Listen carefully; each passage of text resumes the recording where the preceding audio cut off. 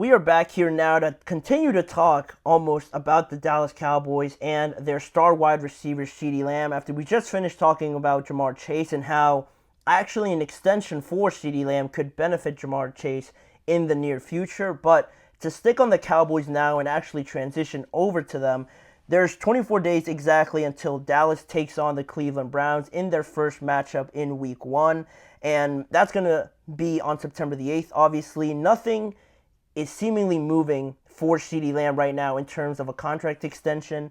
From an outside point of view, there could be a lot of things actually going on between CeeDee and, the Dallas Cowboys organization. Who knows behind closed doors? But from everything that we've heard, from all the reports, from all the, just predictions and things like that from people that are really close to the situation, it's almost the same thing every time. I keep reading it every single day. New reports, new stories that come out, but basically saying the same message. The Cowboys feel very optimistic. They feel like they're having good conversations. It might not be close, but they're feeling good about it, which is kind of hard to understand if nothing's, really close yet, but you're still feeling optimistic. It's just, really just doesn't make sense, or how you could feel that way in regards to getting an extension done for CeeDee Lamb. I saw also today Dak Prescott mentioning that they're having good conversations in regards to his contract extension, but that also might be probably the fourth or third time I've heard that from Dak Prescott, and still, again, nothing getting done actually actions-wise in terms of extending your two most important players, arguably, outside of Micah Parsons. And there's now almost exactly 3 weeks left, and my question now, with Micah Parsons saying what he is going to say, what I will bring up in just a moment here, to bring up the fact that, or expect CeeDee Lamb and Dak Prescott to both be there, it's almost a long shot for me, and I'll get more into it after I explain what Micah Parsons says. Micah Parsons, still, much like the Cowboys overall, he also is pretty optimistic and confident, actually, on CeeDee Lamb being there come Week 1, because he said, obviously, we miss him. He's one of the best people you can have in a locker room. I'm pretty sure he'll be here. And he also said that he's talking to CeeDee Lamb, pretty regularly. He's watching the practice film. So he is still staying engaged with what the Cowboys are doing this year, but he is still holding out. He is one of the receivers that isn't present, hasn't been present all offseason. And unlike Dak Prescott, looking also for a contract extension, Dak has shown up, and he seems almost very indifferent to the idea of maybe this being the last year for the Dallas Cowboys and Dak Prescott as a unit.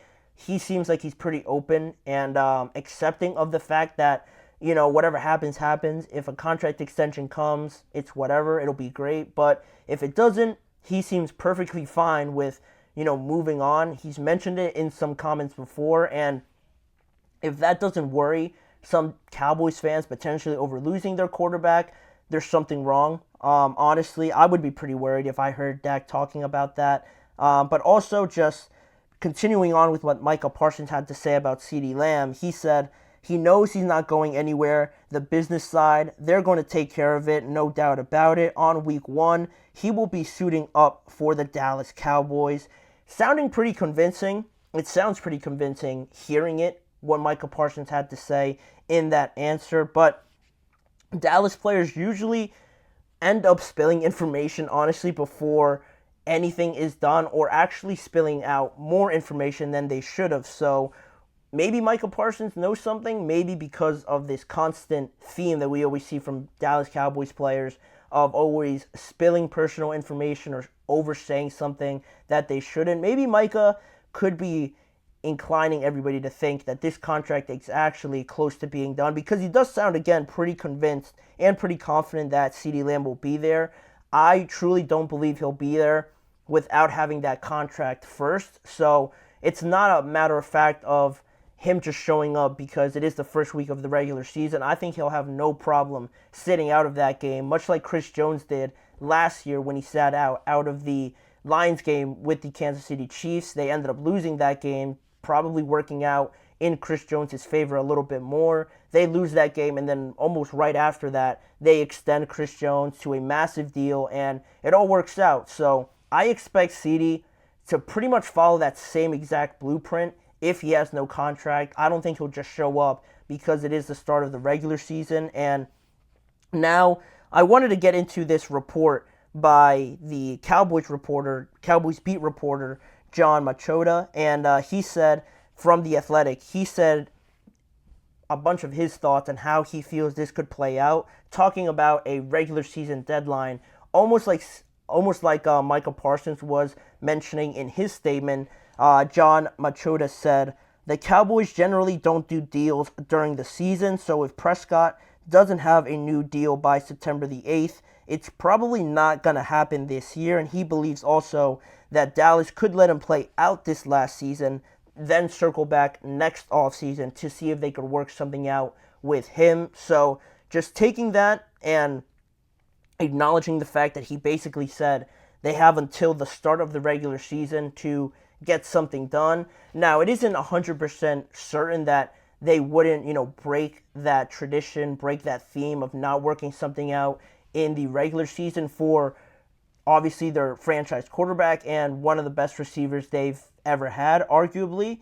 I couldn't see why they wouldn't break that tradition, but based on how the Cowboys have done business over the last few years, according to Machota there, he said that it usually goes to the regular season, the start of it, and then that's pretty much it. So the Cowboys have pretty much until that September 8th deadline to work something out. And also, continuing on with these reports, the Athletic's Jeff Howe chimed in, and he said that before this past weekend, that it doesn't appear that Dallas are relatively close to a deal with Dak Prescott, even though they badly want to lock him down. So, kind of contradicting there. They're not close to it, but they want to keep him. Kind of inclines you to think that maybe the asking price for Dak Prescott, what he's asking for in a new contract, could be a little bit out of their pay grade, which seems a little ridiculous just because, again, this entire situation with the contracts has basically just been because of the decisions that the Cowboys have decided to take, because they waited so long, almost to the absolute last minute, to extend almost all of these guys at the same time.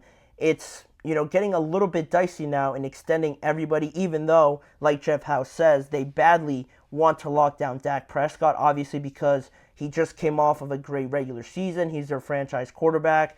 And again, he's just the quarterback in general. Teams want to keep guys around, obviously, playing the quarterback position, especially if they're playing to the level of Dak Prescott. But it makes you think that if they want to do it so badly, but they're not close at all, maybe the asking price is just not what they want to do. And now, that might seem like a Dak Prescott problem. That might seem like Dak's being a bit of a bad guy, maybe asking for too much. But you could also look at it in a way that maybe the Cowboys are just not willing to offer a value that a lot of people probably think is fair for Dak Prescott. We don't know what he's asking for or anything like that, but maybe you could shape this in a way in thinking that the Cowboys might be being a little bit cheap, not wanting to overpay for Dak Prescott and wanting to do it. Of course, they want to keep him, but not willing to overspend in their estimation to try and keep him is what I'm trying to get at. So, you could look at it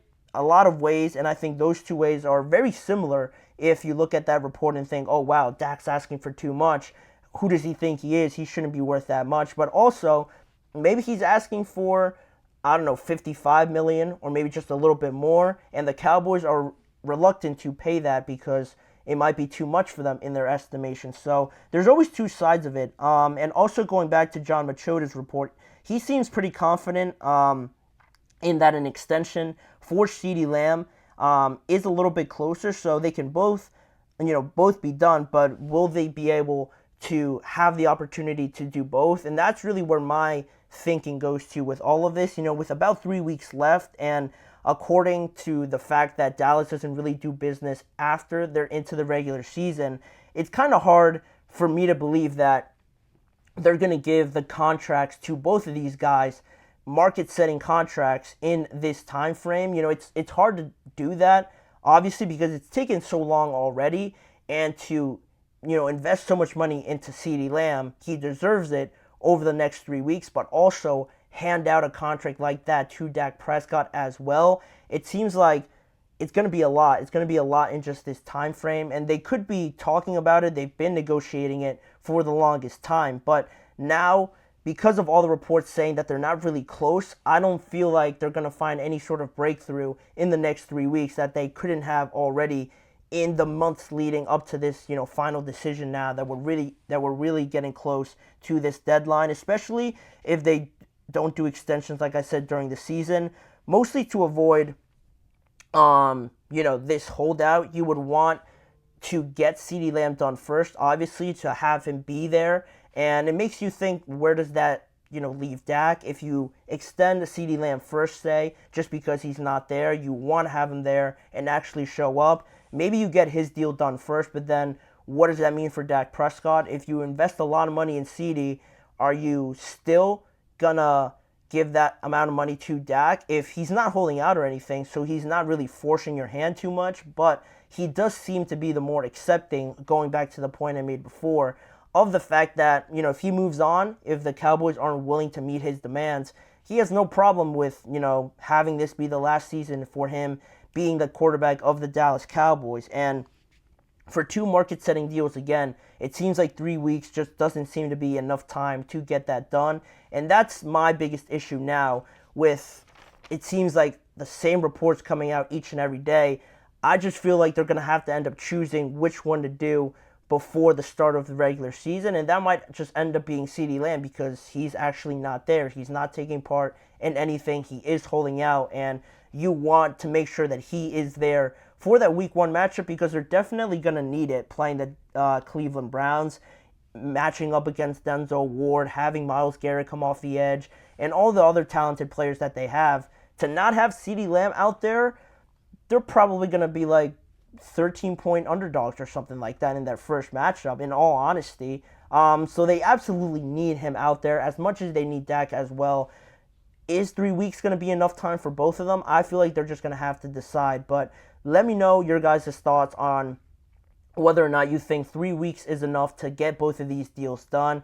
And are we going to see both CeeDee Lamb and Dak Prescott out there come Week 1 against the Cleveland Browns? You guys let me know what you're thinking and all your honest thoughts about this situation. But we're going to move on to another break. We have 2 more topics to talk about on today's show. Some takeaways from the joint practice this week between the Philadelphia Eagles and the New England Patriots.